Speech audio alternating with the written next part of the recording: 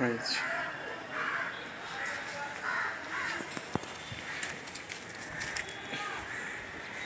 নিচে দিকে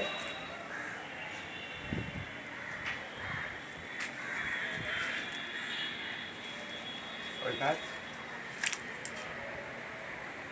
দূরের সিনারি দেন, দূরের সিনারি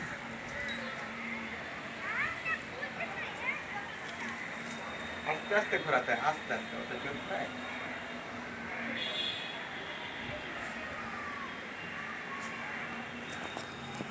এখন দেখাবে না, বলতেছে ওই তো দেখা এখন তো তৈরি হচ্ছে। হ্যাঁ। হয়ে গেছে। হ্যাঁ, আসসালামু আলাইকুম। ওয়ালাইকুম আসসালাম।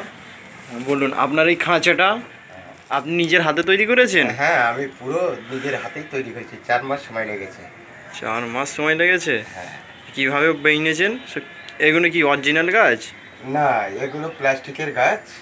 হ্যাঁ, আচ্ছা। বড় বাজার থেকে কিনে আনা। এগুলো ফলগুলো প্লাস্টিকের, এগুলো কিনে আনা। এই গাছগুলো সিমেন্ট বালি রড দিয়ে তৈরি। আর ভেতরে দইয়ের হাঁড়ি আছে। আর এই গুহাটা তৈরি হয়েছে টালি আর দইয়ের হাঁড়ি দিয়ে, এটা তৈরি হয়েছে। আর এইটা তারের জাল ঘিরে এই গাছটা তৈরি হয়েছে। আর এগুলো সমস্ত সব বড় বাজার থেকে আনা হয়েছে।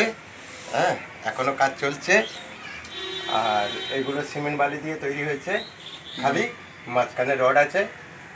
আর কি বলবো, হ্যাঁ, তো এখনো পাখি ছাড়া হয়নি কো। হ্যাঁ, পাখি ছাড়বো, ঈদের পরেই পাখি ছাড়বো। তো হঠাৎ করে এত বড় খাঁচা বানানোর কি প্রয়োজন পড়লো? এটা আমার ছেলেবেলাকার শখ ছিল।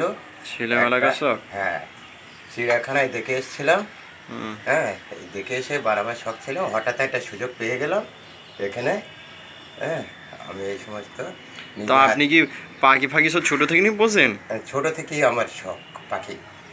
এই গাছের গাছ থেকে পাখি বাসা থেকে পেড়ে আনতাম, পাখি পুষতাম, পায়রা পুষতাম, মুরগি পুষতাম, অনেক রকম পাখি পুষেছি।